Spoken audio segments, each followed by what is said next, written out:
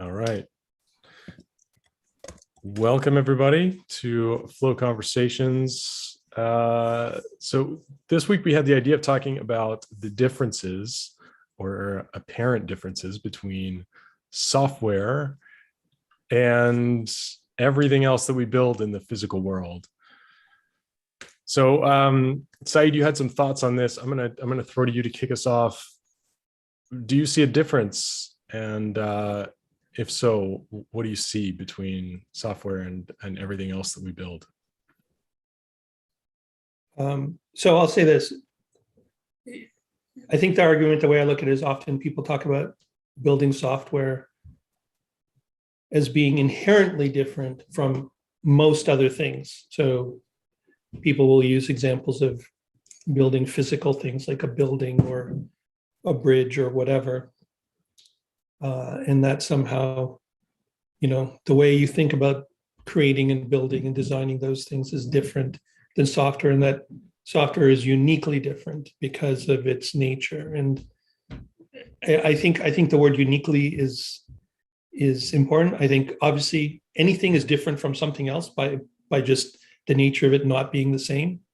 But when people talk about software and all the specific issues and mindsets and team topologies and all these things that come up, I think they're not being completely clear about how different all those other things are. So my view is, by the nature that it's something different than building hardware or building in the physical world, yes, it's different, but it's not uniquely different in that it has special properties that nothing else has.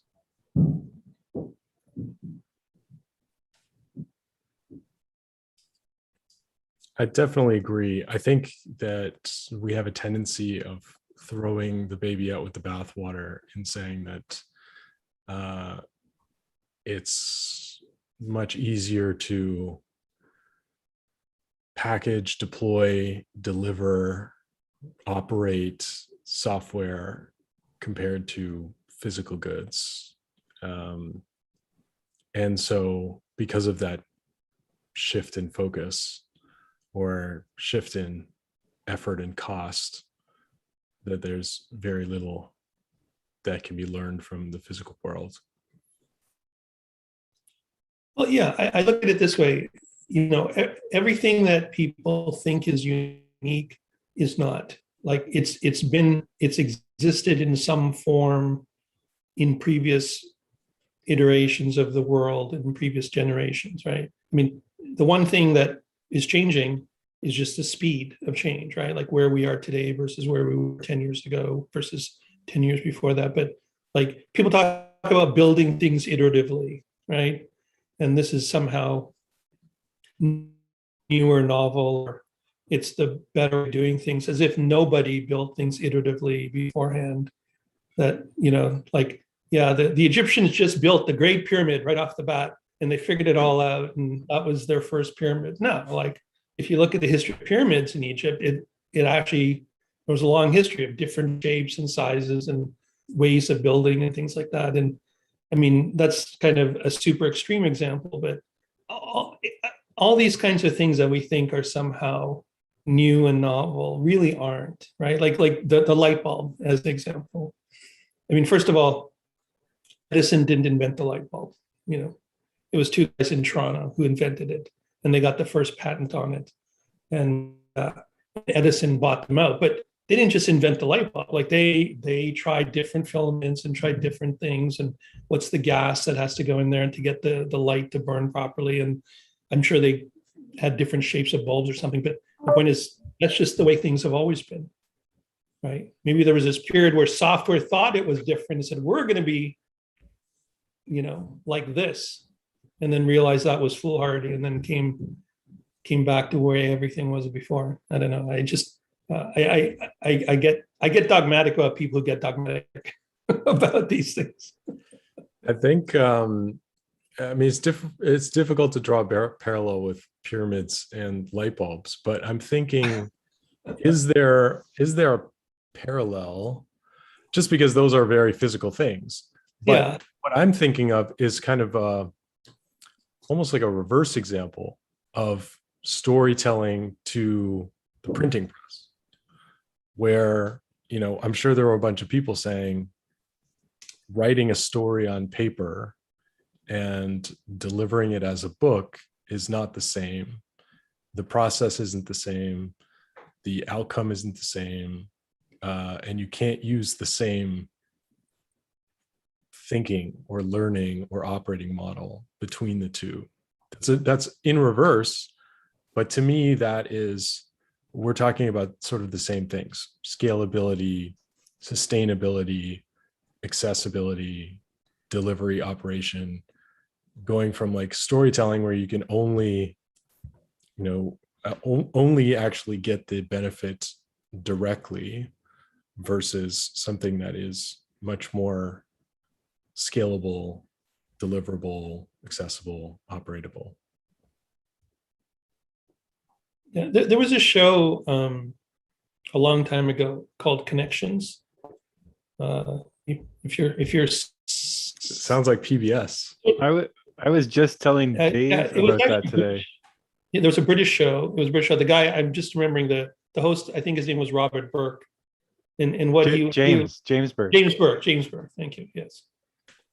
I loved it way back. But what he would do is every episode he would show this progression over time of how things came to be, that like nothing came to be just out of the brilliance of an individual or something like that. And there was one about the printing press and the connections of cultures and time. I mean, that was the base of the show, but how it and there's the stories we hear about, Gutenberg and the press and suddenly everything changed. Well, it wasn't like one day Gutenberg came up with the idea of movable type himself, right? It was something that evolved over time. So I look at these kinds of areas as all being interconnected, and software is just the latest version of technology that we employ to better our lives or to promote commerce or whatever. But we aren't doing anything new, really. I mean, like, we're just taking what we have and building on it, and that's what everyone's done for centuries. What are characteristics of software that make it differ from physical things that causes people to say that? Well, I think the whole, so it's not physical, so there's no manufacturing cost to it, right? You don't have to inventory it. You don't have to, go through a whole process. You want to make a change, you can change things fairly quickly. I mean, the soft part of software, implies that we can model things in abstract ways much more clearly than we could, for example, in the physical world, right? Like physical world, like, hey, I've got a mug and it's got a handle and it's got a purpose and there's very physical constraints around it. The only physical constraints really, and there are almost none now, but for those of us who wrote code on much more constrained hardware. I mean, I remember the physical constraint. I worked at a company here in Toronto, and all our software had to fit on an 800K floppy disk, and we actually had to make decisions about features in the code size and the documentation size for that physical constraint. But most of that is gone now.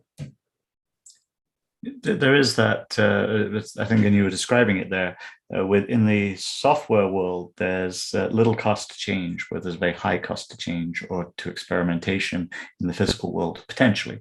Like if I have to try, for example, I want to make an unbreakable cup, and I'm going to throw cups against the ground until I get one that breaks. That means I'm going to break a lot of cups to do it. But those cups that are broken are no longer cups. I can't use them for that purpose anymore. Whereas I can take software and I can break it as much as I like to experiment, and I can do many, many, many, many more experiments very, very rapidly to learn much more quickly. So there's that element, I think, of how software differs. And there are a lot of nuances to some aspects like that, which, so yes, a lot of the practices and the principles and the things that we've learned and that we build upon and how we go about building these things are the same across the two, but there are nuances that are different due to the nature of the thing that it is that we're building. Out of curiosity, how do you all see the difference between physical work and knowledge work factoring into this? Because that's like a big differentiation, I think.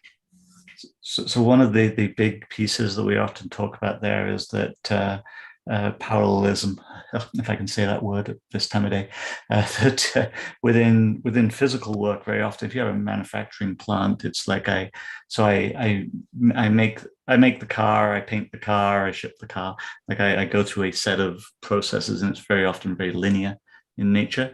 Whereas with knowledge work, you have much more opportunity to parallelize the work, to be able to do things concurrently and still achieve those same outcomes and outputs. Which can be harder to do in a physical manufacturing world. I think on the flip side, from a similarity perspective, you're not, the way I look at knowledge work is you're creating, you're consuming, and you're creating. You're consuming information and you're creating information, and there's some process you go through for that, and you're creating it for consumption. So the work I do, and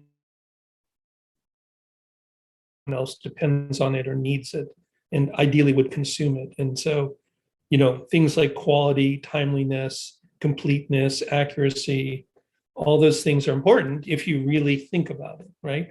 And those are analogs to physical characteristics that you would have if you were creating something for someone's consumption, right? Like, a can of food or something else that they're going to take and do something with, a part, right? Like they're going to take a part that you created and use it in another device. Well, quality, accuracy of the part, the functional aspects of the part all need to match certain specifications.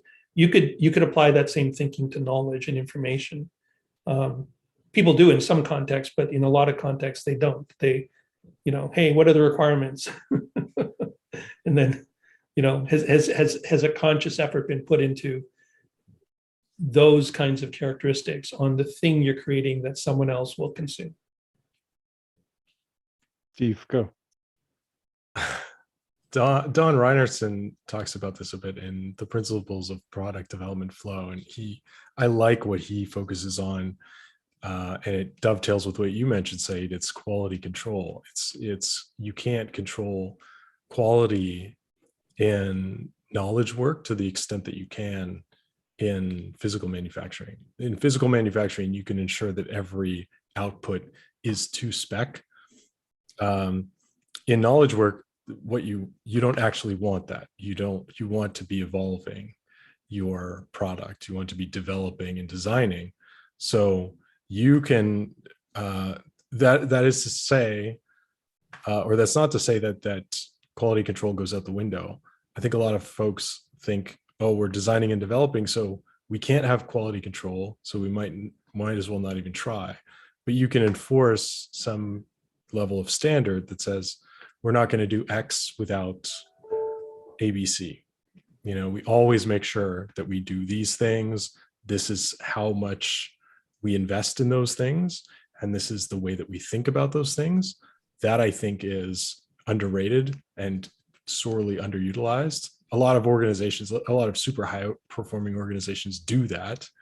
But I don't think that's very widespread at all. Well, I think the word quality itself, right, needs to be understood better. So people talk about data quality, and they can say there's a certain set of characteristics that define good quality data, right? And it's contextual, but generally speaking, is the data is complete, the data is accurate, doesn't have gaps in it, it's well formed, etc. Right? There's certain things from a data perspective. When you think about information, it's more abstract, but the way I think of it is that why do I need information? Well, I need it to make a decision or to perform an action. So I need the information in a certain time frame, right? Is the information timely? If it comes the day after I need to make the decision, I don't care how good it was, it's completely useless, right? I mean, so that's one thing. Another aspect of quality would be how complete is it for the decision or the action I have to make, right? And we can define that in the context of whatever that interaction is or that transaction is that's happening. You know, people talk about data quality in other ways. So completeness, like, is it in a form that is easily consumed, right? Like, you can't just take the requirements that you gave to engineering and hand them over to Mark and go, hey, here's what we built, right? Like, maybe it's accurate and maybe it's complete, but it's not in a form that those people can consume. And so I think that all those things are important. I think some people think about them. I think a lot of people don't. It's a bit ad hoc in most cases, but those are the things that I think from a knowledge work perspective, people should think about more. Because what you're trying to do is optimize that flow, that process of data consumption or information consumption or knowledge consumption. And that is the point, and Steve was talking about it, and you articulated it very well there, Saeed, around this. If you look at that physical world again, it's all about optimizing for efficiency, finding the bottleneck, optimizing along the pipeline for flow of work through the system. And that, but in the knowledge world, you want to optimize more for, you want to increase the availability of knowledge, the ability to experiment. How rapidly can I learn? How can I look at what it is that is happening based on the actions that I'm taking, which is a little different than it is in the physical world. The actions that you take and the capacity and where you need that capacity in the delivery system is different. Yeah, but I think there's two aspects here. So, like you said, how rapidly can I experiment and learn? Most of the time, that's for me. That's a local task that I'm doing, so I can gain some knowledge or information. But I think from a knowledge work perspective, I'm not isolated, and so how do I take that knowledge, right? And then how do I instill it and how do I convey it into the company or the organization so they can leverage it? And I think, like, you have loosely coupled teams and they're not all working together directly, but somehow you have to, that's where the classic handoff happens. But how do you work with them and how do you get them to have the same context and knowledge you have so they can do a good job because they're dependent on you, right? So it is a supply chain, but it's a different kind of supply chain. There are a few things, yes and no. I think data is very much a manufacturing supply chain, right? I mean, even if you're ingesting a bunch of raw materials, you are shaping models, training models, and then you're executing those models over vast amounts of replicated results. You're actually churning out decision after decision after decision on trained models where you're designing and developing those early on in the process. And then you gain the benefits of scale and delivery of those results. That to me is very much like traditional manufacturing. And I think that's a very highly evolved field. The practice of doing machine learning, for instance, is, I don't know how much else we need to know about that. We need to know more about like AI functions, but machine learning is fairly simple, right? In terms of software, sure, we can argue about that whenever you guys like. Different topic, that's fine. That's not the point. In the software world, we have so little maturity across the industry, right? And so little capability. Like, how many people can really make good software? And so that fumbling along, like if we look at manufacturing, we know how to do product manufacturing and delivery, right? We're fairly good at it. We have generative practices that are evolving. But if you want to build a car, there's a ton of people who know how to do that very well, to spec at a very high quality, and that's a viable business. We have a bunch of people trying to do the same thing in software, and they can't reproduce the same results, and it's just constant failure because we're not at a level of maturity and evolution yet. But I'm going to give one 30-second block to everybody to wrap this up, and then we got to cut. So Saeed, 30 seconds. I think we should do another whole session on this because I think we're just getting into it right now. So I don't know what else to say, but there's a lot more to cover, I think. Fair enough. Peter. I'd agree with that. I think there's a lot of things that we could go into here, both from digging more into data is far from highly evolved. There's lots and lots of things still to learn there, and aspects around like model management and other pieces which we were just scratching the surface of how we organize this. It adds a whole other dimension to the management of knowledge work. Totally agreed on that. Let's add in the mix of the fact that software is also art, and tends to be a lot of really messy art. And so that adds a whole other dimension too. Well said. And I think attitudes towards software factor in there, whether you think it's more art than science or more science than art. With that, thank you everyone for joining us. Thank you to our wonderful panel, and we'll see you next week.